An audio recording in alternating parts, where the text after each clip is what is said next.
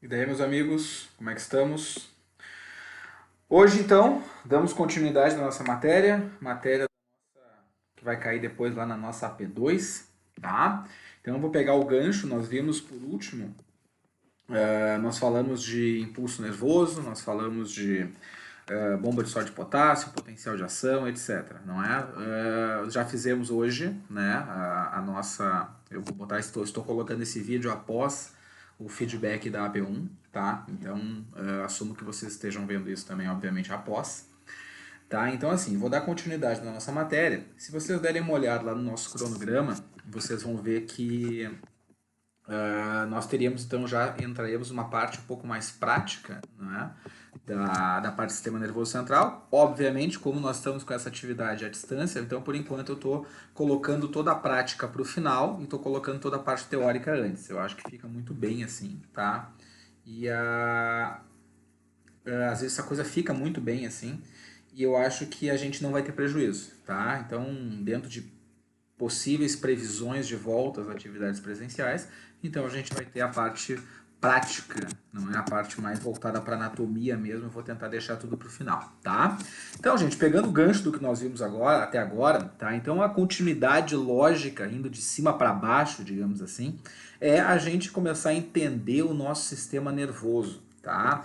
Que é basicamente dividido em sistema nervoso central, ou seja, que é o centro de controle, digamos assim, e o sistema nervoso periférico, que é a parte efetiva, ou seja, a parte de controle, de integração, na verdade não integração, mas na verdade a parte aonde se gera informações que vão ser interpretadas, integradas no sistema nervoso central, e a partir daí, então, é capaz de realizar uma ação no sentido de responder a uma demanda do organismo, responder a uma demanda da periferia. Ou seja, isso tudo nos permite identificar, com relação ao sistema nervoso, um centro integrador, que é o sistema nervoso central, então, e um centro de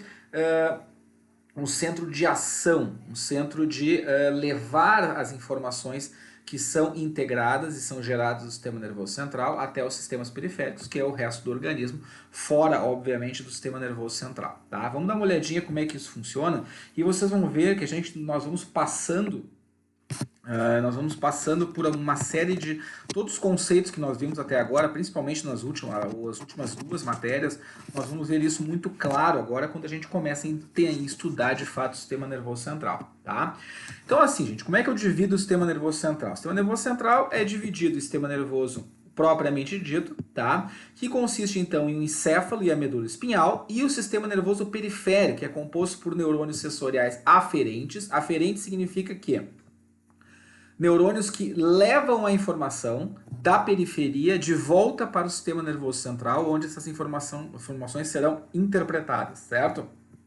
E neurônios eferentes, que são responsáveis por levar a resposta do sistema nervoso central, após a integração das informações, para os tecidos periféricos, consequentemente para corrigir possíveis alterações fisiológicas e tentar manter aquele conceito que nós vimos muito, que é o conceito de homeostase, certo? Então, de novo, nós temos o sistema nervoso central, que consiste no encéfalo e a medula espinhal, e o sistema nervoso periférico, composto por neurônios sensoriais aferentes, que levam a informação para o sistema nervoso central, e eferentes, que são as respostas enviadas pelo sistema nervoso central. Vamos entender vamos entender como cada um deles funciona, tá? Bom, quando a gente pensa em sistema nervoso, gente, a gente tem essa primeira parte no sentido de estruturas fisiológicas de controle, que são compostas então pelo encéfalo, que é o nosso cérebro, e pela medula espinhal, que é de onde saem os pares de nervos cranianos que vão ser enviados então para os tecidos periféricos, consequentemente para levar informações que são processadas no sistema nervoso central para os tecidos. E o que nós vamos estudar hoje, principalmente, que é esse lado aqui, o lado direito da tela de vocês. Dentro do sistema, com relação ao sistema nervoso periférico, nós temos o sistema nervoso periférico autônomo. Autônomo se refere ao quê? A independente, que controla funções vegetativas. E daí nós temos dois sistemas. Sistema nervoso simpático e sistema nervoso parasimpático.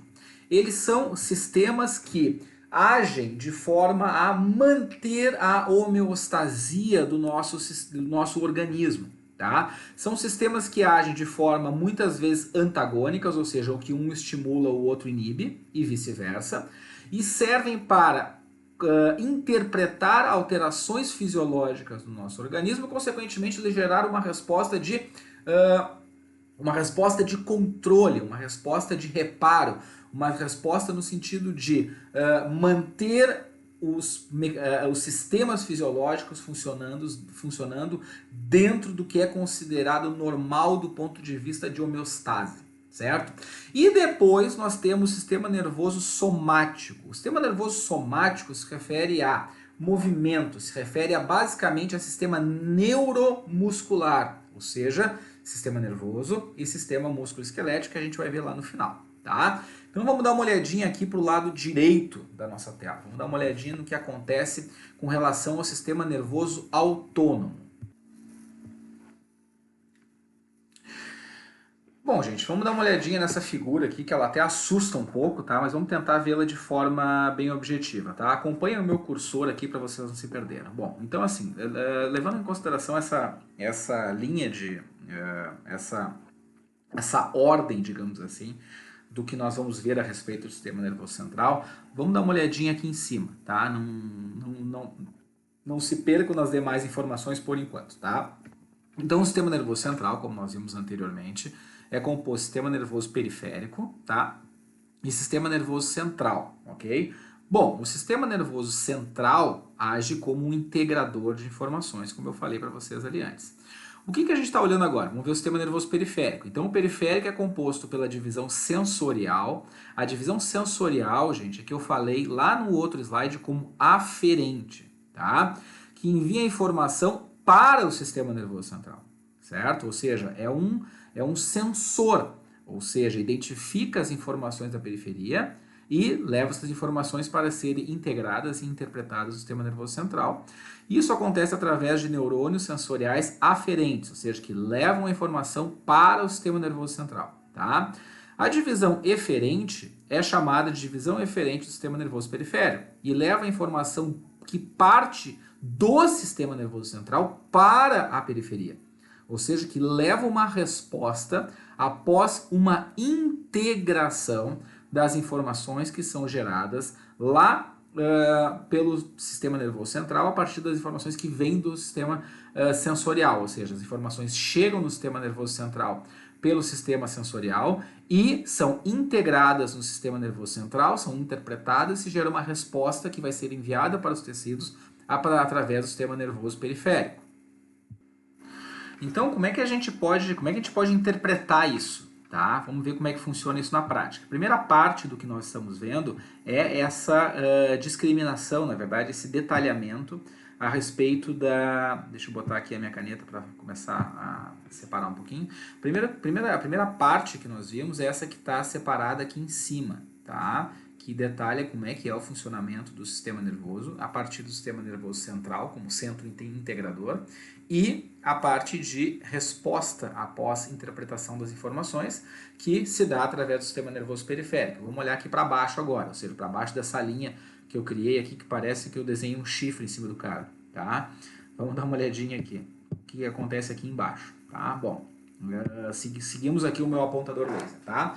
Então, assim, o que acontece? Existe um sistema, o sistema sensorial, que é composto por neurônios de sistema nervoso, seja do sistema nervoso entérico, seja do sistema nervoso que controla as informações a respeito de pressão arterial, que controla as informações a respeito da diluição do sangue, que controla informações a respeito da pressão de oxigênio e dióxido de carbono que está na circulação, etc, etc, etc. A questão é, todos esses sinais que são gerados lá na periferia, nos tecidos periféricos, eles são são interpretados por receptores sensoriais. Receptores são órgãos que são capazes de identificar diferentes respostas de acordo com cada sistema.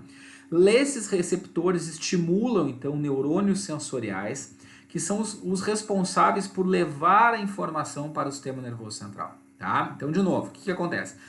Respostas, alterações fisiológicas são detectadas na periferia, ou seja, pressão arterial, pressão oxigênio, velocidade respiratória, frequência respiratória, frequência cardíaca, nível de determinados hormônios, ou seja, diluição do sangue, quantidade de líquido no sangue, etc, etc. Todas essas informações são compiladas, são levadas para receptores. Esses receptores identificam que há alterações fisiológicas no organismo, levam as informações estimulando neurônios, e lembram o que fazem os neurônios, que a gente viu na matéria antes da AP1, nós vimos que os neurônios são responsáveis por levar informações. Então, esses receptores em fora estimulam neurônios, os neurônios levam a informação para o sistema nervoso central. Lá no sistema nervoso central, há a interpretação destas informações e essas interpretações levam uma resposta do sistema nervoso central que acontece através de neurônios eferentes, ou seja, neurônios que levam a informação, levam uma resposta após as ordens, entre aspas, que são dadas pelo sistema nervoso central. Então, como é que funciona? Esses neurônios eferentes levam as respostas para os neurônios autonômicos, ou seja, os neurônios que vão levar a uma resposta dos tecidos no sentido de corrigir as alterações que estão fora do que é considerado fisiologicamente adequado com a homeostase do sistema, ou seja, corrigem o funcionamento dos diferentes sistemas, fazem alterações no nosso organismo no sentido de manter a homeostase. Tá? Então, assim, o que nós vimos até agora? Nós vimos que o sistema nervoso é dividido em sistema nervoso periférico e sistema nervoso central. O sistema nervoso periférico é responsável por receber informações através de neurônios aferentes e enviar respostas através de neurônios eferentes. O sistema nervoso central é um sistema integrador dessas informações que chegam do sistema nervoso periférico e é responsável por enviar respostas através do sistema nervoso eferente, tá? Na divisão eferente do sistema nervoso periférico. Esse sistema de integração funciona dessa maneira.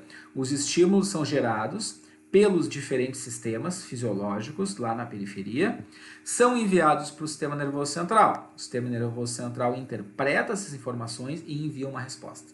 A resposta acontece no sentido de gerar uma alteração no funcionamento de diferentes sistemas, buscando o quê? A homeostase, certo? Vamos lá então. Então, basicamente, quando a gente fala de sistema nervoso periférico, a gente tem esta sequência, o estímulo gerado pelo sistema nervoso aferente, tá? Sistema nervoso sensorial. Esse estímulo vai gerar uma resposta, ou melhor, vai gerar a interpretação pelo receptor sensorial, pelos neurônios sensoriais, que vai enviar esta resposta através de neurônios ao centro integrador, que é o nosso sistema nervoso central. O sistema nervoso central vai gerar uma resposta através de um sinal de saída que é transportado pelos neurônios, certo? Gerando através deste efetor uma resposta no sentido de equilibrar o sistema. Então a chave, a palavra que de certa forma resume tudo isso que está acontecendo, ou melhor, que justifica todo esse complexo sistema de informações e de resposta a partir do sistema nervoso central, é uma palavra que a gente viu muito até agora e vamos continuar vendo, chamada de homeostase. Certo, gente? Então, assim, tudo isso serve para que para que o organismo seja capaz de manter a homeostase do sistema, tá? E aqui nós temos um exemplo, tá? Algo que a gente já acaba sendo também uma parte, digamos assim, um pouco mais voltada para anatomia aqui na nossa aula, que é algo que a gente vai ver com maior detalhamento depois lá quando nós tivermos as nossas aulas práticas. Aqui nós temos um exemplo, tá? de centros de controle do sistema nervoso central. Aqui nós temos o encéfalo e aqui nós temos 3 estruturas do encéfalo que fazem parte, já dão continuidade para o tronco encefálico, tá? Que é o hipotálamo, que toda essa região aqui logo abaixo do corpo caloso. Nós temos a ponte, que é essa região aqui, e nós temos o bulbo.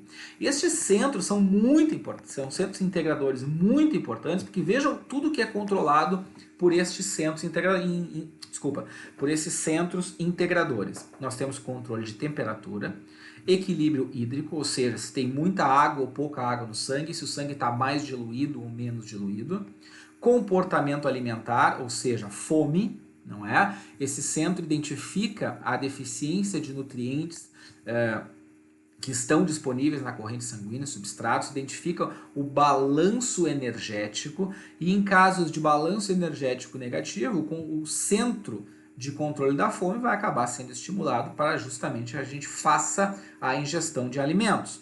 Controle da bexiga urinária. Existe, na verdade, é interessante a gente ver que todos esses sistemas, eles estão interligados entre si. Quer ver um exemplo? Ó, controle da bexiga urinária, equilíbrio hídrico.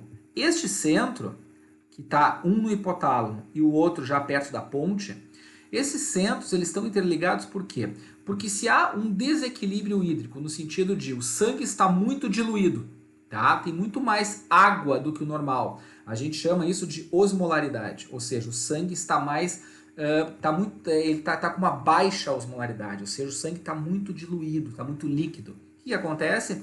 O centro de controle da bexiga urinária, assim como o centro de filtração glomerular, que acontece lá nos rins, ou seja, a produção de urina, vai estar aumentada justamente para tentar aumentar a eliminação de líquido e diminuir a quantidade de líquido do sangue.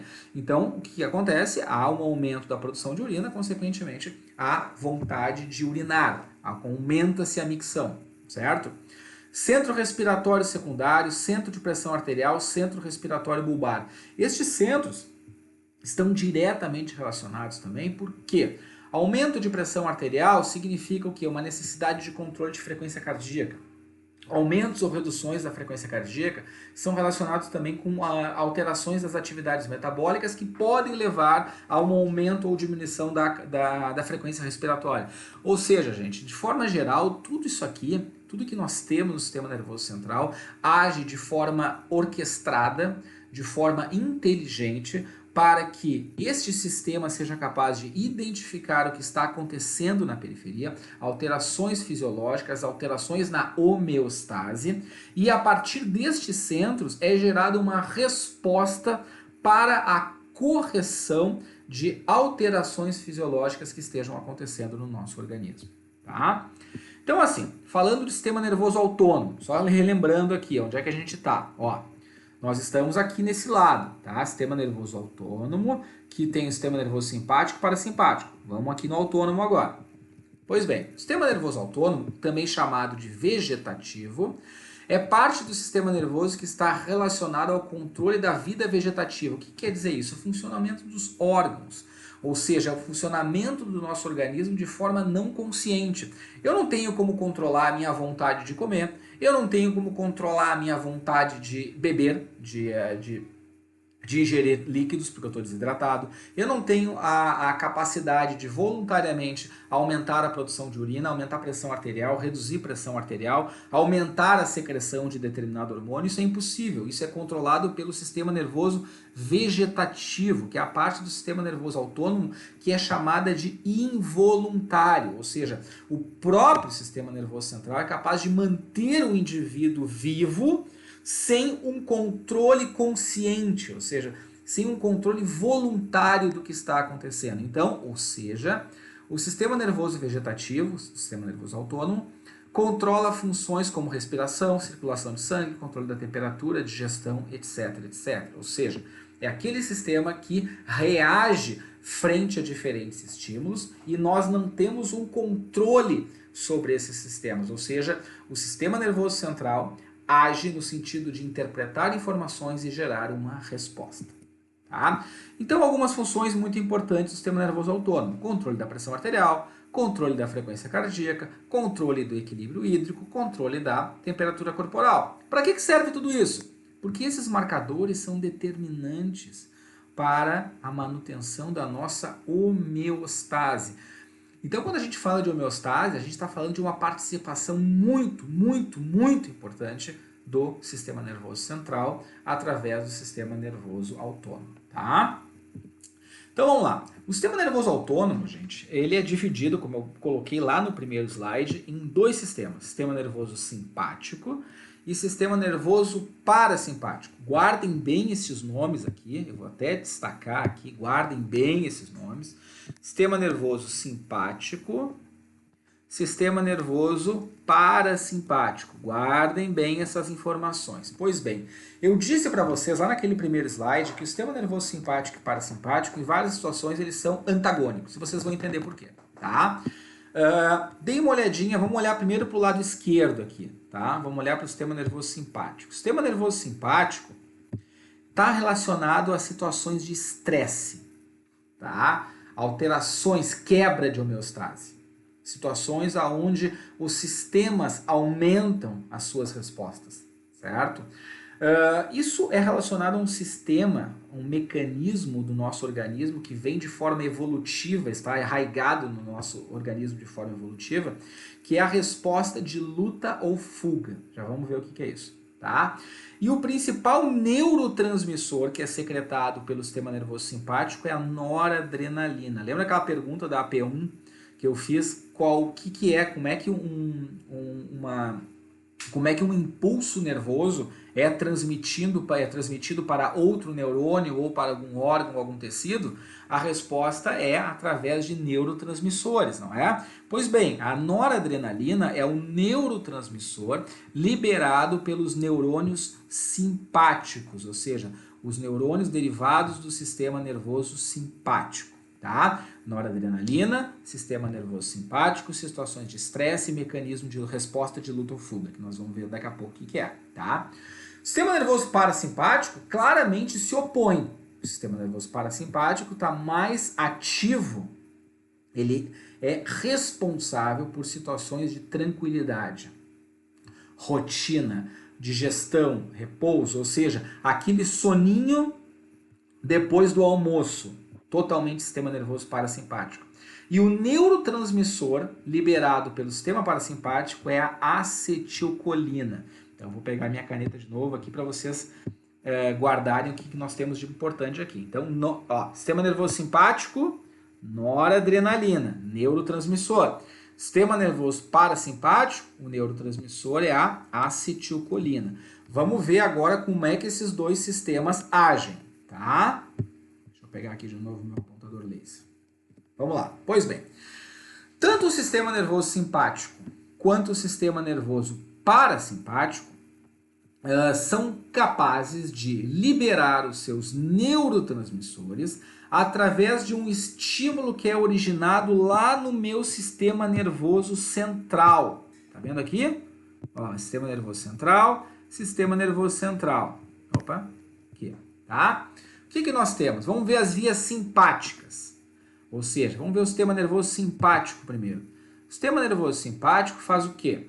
O sistema nervoso simpático tem um neurônio que tem origem, começa lá no sistema nervoso central, tem o nervo o seu neurônio que está saindo da medula. Este neurônio, quando ele se dirige à periferia, ou seja, quando ele se dirige aos órgãos, ele acha um centro integrador chamado de gânglio. Ou seja, é um centro onde a informação vai ser recebida por um neurônio que está saindo da medula, certo? E a partir deste gânglio vai sair um neurônio que vai chegar diretamente no órgão-alvo. O que isso quer dizer? O neurônio que está saindo da medula, ele não vai direto para o órgão-alvo. Ele passa por um pequeno centro integrador chamado de gânglio, tá? E a partir do gânglio é gerado, então, ou melhor, a partir do gânglio existe, então, o corpo de mais um neurônio que vai se direcionar para o órgão-alvo, seja ele qual for. O mesmo acontece no sistema nervoso parasimpático.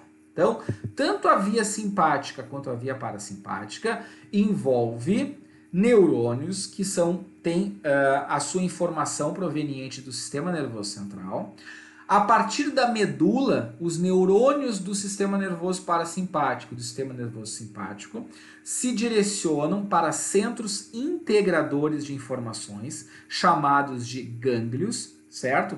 E a partir destes gânglios, então, existe um outro neurônio que vai levar a informação de forma efetiva para o tecido-alvo que está sendo, então, inervado, ok? Guardem bem esse slide, escutem mais de uma vez e visualizem depois as imagens que a gente tem para ver, tá? Então, o que acontece? Bom, agora qual é a real diferença entre sistema nervoso simpático e parasimpático? A resposta está aqui embaixo, em algo que a gente viu no slide anterior. Sistema nervoso simpático, através do seu neurônio simpático, libera nos órgãos-alvo, nos tecidos-alvo, como está aqui. Deixa eu pegar minha caneta de novo. Ó. O sistema nervoso simpático e parasimpático liberam seus neurotransmissores nos tecidos-alvo, certo? Pois bem, o sistema nervoso simpático vai liberar através do neurônio pós-ganglionar, ou seja, o neurônio simpático, que vai estar em contato com o tecido, vai gerar o quê? Vai liberar na fenda sináptica a noradrenalina, certo? Então, neurotransmissor, sistema nervoso simpático, noradrenalina. Sistema nervoso parasimpático tem o mesmo sistema, ou seja, sai a informação do sistema nervoso central, um neurônio sai da medula, passa por um centro integrador chamado de gânglio. Esse gânglio, então, a partir deste gânglio vai sair um outro neurônio, neste caso o neurônio parasimpático, que vai liberar nos tecidos-alvo o neurotransmissor acetilcolina. ACH se refere a acetilcolina, tá? Ou seja, reparem que para a noradrenalina no sistema nervoso simpático, a gente diz que a gente tem receptores adrenérgicos, são os receptores do neurotransmissor noradrenalina. No sistema nervoso parasimpático, os receptores são os chamados receptores muscarínicos, ou seja, receptores de acetilcolina. Agora, o que a gente tem que ver? Quais são as diferentes respostas que um sistema gera no nosso organismo e as respostas que o outro sistema gera também no nosso organismo. Primeiro vamos nos ambientar aqui com o que eu estou querendo dizer. É importante que vocês visualizem isso, tá? Identifiquem anatomicamente o que significa o que eu estou dizendo, porque a gente está falando de um sistema fisiológico, tá? Mas é interessante que vocês visualizem ao que eu estou me referindo, tá? Então assim, ó, bom, do lado esquerdo de vocês, nós temos aqui em vermelho o sistema nervoso simpático, ok? Tá aqui o indivíduo e aqui está representado o sistema nervoso simpático. Do outro lado, nós temos o sistema nervoso parasimpático do mesmo indivíduo, ou seja, existe um equilíbrio entre os estímulos provenientes do sistema nervoso simpático e do sistema nervoso parasimpático. Mas o que significam estes estímulos do ponto de vista de funcionamento dos sistemas? Tá? Vamos dar uma olhadinha aqui. Bom, para o lado esquerdo, vamos ver o que faz o sistema nervoso simpático e imediatamente a gente olha o que faz o sistema nervoso parasimpático. Tá? Vamos ver aqui, deixa eu ver um sistema bem comum, algo que é bem conhecido de todos. Vamos lá. O estímulo simpático que sai aqui da medula, certo? Vai passar então pelo gânglio e através do neurônio simpático vai fazer aqui, ó, vamos olhar aqui embaixo, tá? Através de um estímulo do sistema nervoso do neurônio simpático, há uma liberação de noradrenalina. Aqui vamos pegar como exemplo o coração. No coração, o estímulo simpático leva a um aumento da frequência cardíaca e o aumento da contratilidade cardíaca, ou seja, o sistema nervoso simpático estimula a atividade cardíaca, tá? O sistema nervoso parasimpático, por sua vez, o que faz? Sobre o mesmo órgão. O estímulo do sistema nervoso parasimpático, que sai aqui pelo nosso nervo vago, né, lá no 10º par de nervos cranianos, sai lá de cima do bulbo, certo? Que a gente chamado de centro vasomotor. Lá pelo bulbo sai então o 10º par de nervos cranianos e a ação do sistema nervoso parasimpático sobre o coração resulta em redução da frequência cardíaca, ou seja, o sistema nervoso parasimpático diminui a frequência cardíaca, o sistema nervoso simpático aumenta a frequência cardíaca. Vamos ver outro sistema, vamos lá. Sistema respiratório, pois bem, o sistema nervoso simpático faz o quê? Através de um neurônio simpático, causa o relaxamento das vias aéreas. Relaxamento das vias aéreas representa o quê? Aumento da capacidade de passagem de ar. O sistema nervoso parasimpático gera a constrição das vias aéreas, tá? Que mais? Vamos ver. Vamos pegar um outro sistema, pâncreas. Pâncreas secretor de insulina e glucagon, tá? Dentre outras enzimas digestivas. O sistema nervoso simpático, quando age sobre o pâncreas, reduz a secreção de enzimas e de insulina. Ou seja, em uma situação de aumento da atividade simpática, se reduz a secreção de insulina. Por outro lado, o sistema nervoso simpático aumenta a liberação de insulina. Vamos ver nos rins, o que faz? O sistema nervoso simpático nos rins faz o quê? Um aumento da secreção de, onde é que tá? De renina. Já vamos ver o que é isso. Por outro lado, a ação do sistema nervoso simpático sobre os rins faz o quê? Faz com que haja uma possível... Não, na verdade é assim, deixa eu até me corrigir aqui, gente. Vocês vão ver que em alguns momentos, tá, sobre alguns sistemas, o sistema nervoso parasimpático não age e age o simpático.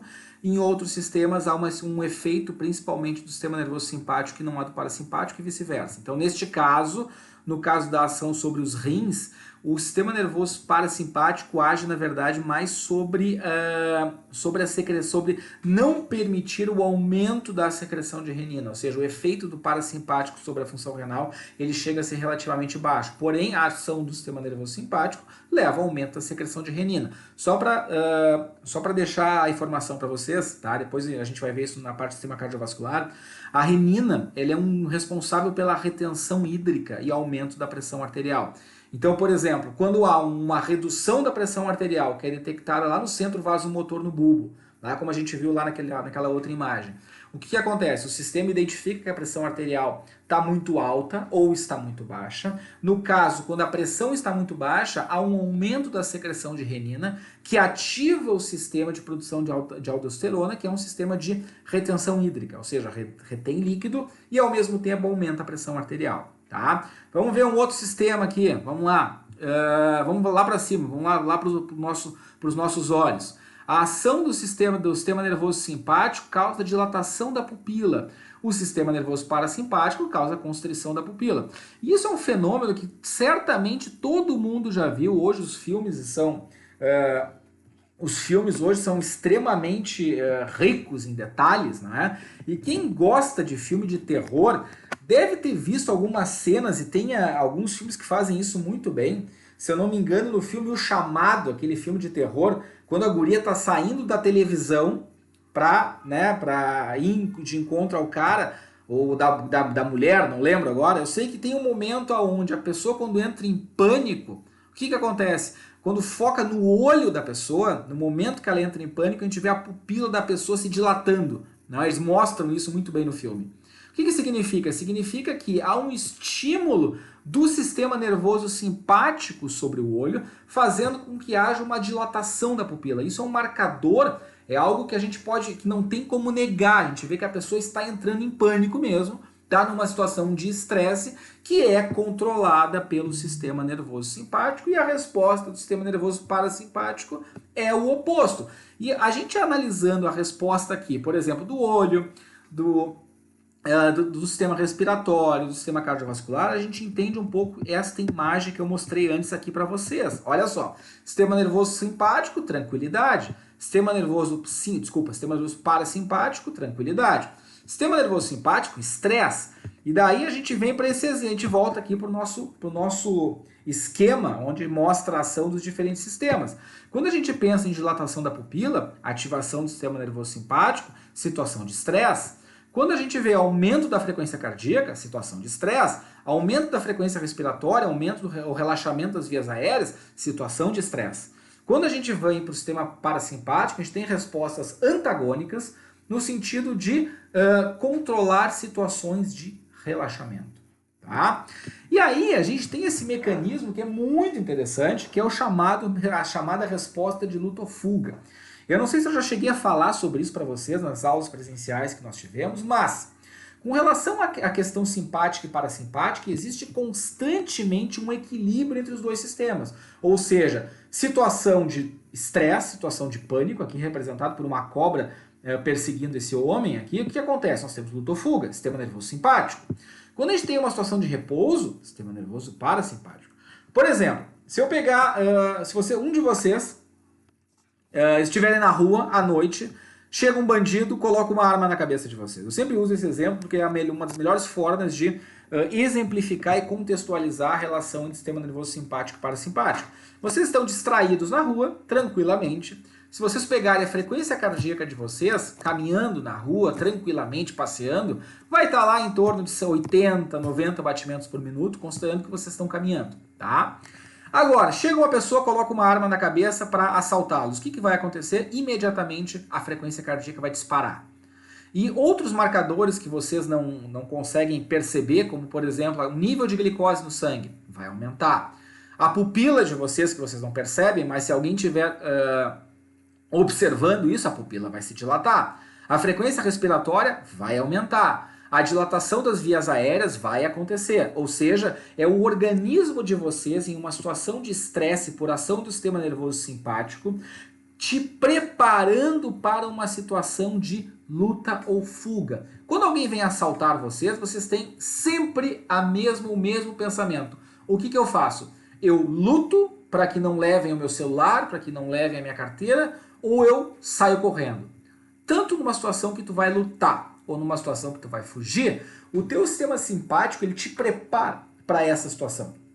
Ou seja, ele te deixa preparado no sentido de modificar as suas respostas fisiológicas para realizar um esforço físico, seja na luta ou seja para fugir de uma situação de perigo. Tá? Então esse mecanismo de luta ou fuga, ele ficou muito bem descrito na literatura e se identificou que ele realmente acontece em situações de estresse e que nós, em repouso, na nossa situação de com tudo normal, digamos assim, ou seja, em nenhuma situação de risco, nenhuma situação de estresse, existe um equilíbrio entre esses dois sistemas e o sistema nervoso parasimpático, em uma situação de tranquilidade, acaba falando mais alto. Tá? Para quem é da área da educação física, quem está fazendo a faculdade de educação física aqui da nossa turma, também identifica esse sistema de luta ou fuga em situações esportivas. Por exemplo, se vocês avaliarem esses parâmetros que eu falei para vocês aqui, em um indivíduo que está no ponto de partida para uma prova de 100 metros rasos, ou seja, uma prova de velocidade. Aquele indivíduo que está parado, está pronto para arrancar na prova de 100 metros raso, ou seja, no ponto de partida, esse cara também está com experiência de luta ou fuga, ele também vai estar com a frequência cardíaca aumentada, ele também vai estar em uma situação onde há aumento da frequência ventilatória, ou seja, uma situação de estresse da mesma forma. Isso serve por quê? Para que serve isso? Para que o indivíduo esteja preparado para que quando inicie a prova, ele esteja no máximo da sua resposta física que o prepara, então, para aquela competição que ele está participando. Tá? Então, assim, falando do mecanismo de luta ou fuga, algumas respostas fisiológicas. Aumenta a pressão arterial, aumenta o fluxo sanguíneo para a musculatura esquelética. Claro, a musculatura esquelética está relacionado a ações físicas. Então, é normal que esse aumente o fluxo sanguíneo para a musculatura esquelética para que o indivíduo esteja preparado, então, para o que vai acontecer. Redução do fluxo sanguíneo por trato gastrointestinal. Por que isso acontece? Porque se aumenta o fluxo sanguíneo para o músculo, reduz para os órgãos internos que vão ter a sua atividade também diminuída. Aumento do metabolismo celular gerando mais energia, ou seja, aumento da atividade metabólica, aumento da atividade de produção de ATP. Por quê? Porque o metabolismo tende a aumentar. Aumento da glicemia, aumento da capacidade de geração de força muscular. Aqui tem um outro fenômeno que é muito conhecido, é quase uma lenda urbana, mas isso é real. A pessoa que sofre um acidente e o filho fica preso nas ferragens e uma mulher que não teria força para isso, ou mesmo um homem que não teria força para isso, consegue arrancar uma porta, consegue levantar uma parte do carro para tirar a criança de baixo, ou seja, aquele mecanismo, aquela situação onde a força parece que aumenta muitas vezes. Na verdade, é uma resposta fisiológica de luta ou fuga. Tu aumenta a tua capacidade de geração de força muscular até o teu máximo para tentar, então, na verdade é por um instinto de sobrevivência, seja teu ou seja de alguém da tua família, tá? Aumento da atividade mental, aumento da coagulação sanguínea, todas são respostas características do sistema nervoso simpático que então, recebem o nome de mecanismo ou resposta de luta ou fuga, tá? Então aqui mais alguns exemplos, tá, gente? Só para vocês terem uma ideia, mas naquela imagem que eu coloquei para você anteriormente tem isso muito mais completo. Sistema nervoso simpático aumenta a frequência cardíaca, parasimpático diminui a frequência cardíaca. No sistema nervoso simpático há vasoconstrição, no parasimpático há uma pequena vasoconstrição. Por efeito do sistema nervoso simpático, aumento da pressão arterial, sistema nervoso parasimpático, diminuição da pressão arterial. Sistema nervoso simpático com relação aos olhos, dilatação da pupila, no sistema nervoso parasimpático, contração da pupila. Sistema nervoso simpático sobre as glândulas sudoríparas, aumenta a secreção, aumenta a produção de suor. Há no sistema nervoso parasimpático uma redução da secreção da produção de lágrimas, da secreção de saliva, etc, etc. Ou seja, nós temos diferentes respostas, tá, entre o sistema nervoso simpático e parasimpático, no sentido de tentar manter as respostas fisiológicas dentro da chamada homeostase. Tá, gente? Vocês vão ter, então, uma série de diferentes respostas que vocês vão poder identificar a partir da análise do sistema nervoso simpático e sistema nervoso parasimpático. Só reforçando, o sistema nervoso simpático age através da secreção de noradrenalina nos tecidos, o sistema nervoso parasimpático age no sentido de liberar o neurotransmissor acetilcolina nos diferentes tecidos. Ou seja, o neurotransmissor é que causa a dilatação da pupila. O neurotransmissor é que causa o aumento da frequência cardíaca ou a diminuição da frequência cardíaca, tá? É por isso que eu falei, tivemos toda essa parte inicial da nossa disciplina, onde eu falei de potencial de ação, falei de passagem do impulso nervoso, falei lá como é que acontece despolarização de célula, etc, etc. Porque tudo aquilo serve para a gente entender os mecanismos através do qual o sistema nervoso é capaz de gerar uma resposta, tanto sensorial, no sentido de levar a informação para o sistema nervoso central, quanto uma resposta periférica, no sentido de corrigir o funcionamento de um sistema fisiológico para a necessidade que o indivíduo tem no momento em que ele se encontra. Tá? Então, essa gangorra aqui que vocês estão vendo acontece durante toda a nossa vida e é responsável pela manutenção das nossas funções fisiológicas. Tá? E aí, gente, para terminar, deixa eu ver aqui. Estamos bem de tempo. Para terminar, nós temos o sistema motor, o sistema nervoso somático. O sistema nervoso somático, só lembrando para vocês, para que vocês possam se situar na nossa organização aqui da nossa aula. Lembra que a gente viu toda essa parte direita aqui do sistema nervoso periférico, não é? Sistema nervoso autônomo, que é composto pelo sistema nervoso simpático e parasimpático, e tinha aqui o sistema nervoso somático, que eu falei que era relacionado ao músculo esquelético, ao controle do movimento pelo músculo esquelético. Vamos dar uma olhadinha no sistema nervoso somático, então. Tá? Então, o sistema nervoso somático, ou sistema também chamado de motor, por que é chamado dessa forma? Porque o sistema motor somático se refere ao controle do músculo esquelético. Lembrando que, através do controle do músculo esquelético, nós conseguimos realizar todas as nossas ações, todas as nossas atividades físicas. Ou seja, desde levantar um copo, até escrever, até sair para correr, até levantar pesos, até organizar a casa, limpar a casa, carregar sacolas, colocar a mochila nas costas, nos levantar da cama, enfim, todas as nossas atividades físicas dependem desta comunicação entre neurônio e músculo esquelético, ou seja, acontece através da comunicação que acontece entre um neurônio e um músculo na chamada junção neuromuscular, tá? Para aí, que nós vamos ver depois na próxima aula, a questão da teoria da contração muscular, tá? Mas vamos dar uma olhadinha na questão da junção neuromuscular. O que significa isso? Gente, aqui nós temos algo que já é conhecido por vocês, inclusive a última questão da nossa prova, tá? Eu trago justamente uma figura onde a gente tem um motoneurônio, ou um neurônio motor, que está em contato com as fibras musculares, ou seja, com o músculo esquelético, tá? Então, o que a gente está enxergando aqui? Nós temos um motoneurônio que está inervando diretamente o músculo esquelético, e aqui nós temos a sinapse, certo? Nós temos a fenda sináptica. No caso do músculo esquelético, a gente chama isso de placa motora. A placa motora é aonde acontece, então, a conexão, o contato, digamos assim, não o contato físico, mas a interação de um neurônio motor que está saindo diretamente do sistema nervoso somático, lá da minha medula, tá?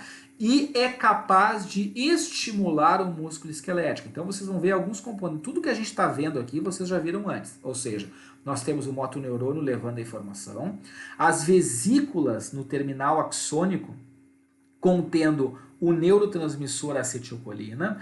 Quando acontece o potencial de ação, essas vesículas vão se fundir com a membrana do terminal sináptico, lá do botão sináptico, lá no final do axônio, certo? Vão liberar essa acetilcolina, que vai entrar em contato com receptores específicos na placa motora, consequentemente estimulando o músculo esquelético a se contrair, tá? Daí, vocês podem, pensando no que nós vimos até agora, como eu falei de acetilcolina, vocês podem pensar o quê? Tá, mas só um pouquinho.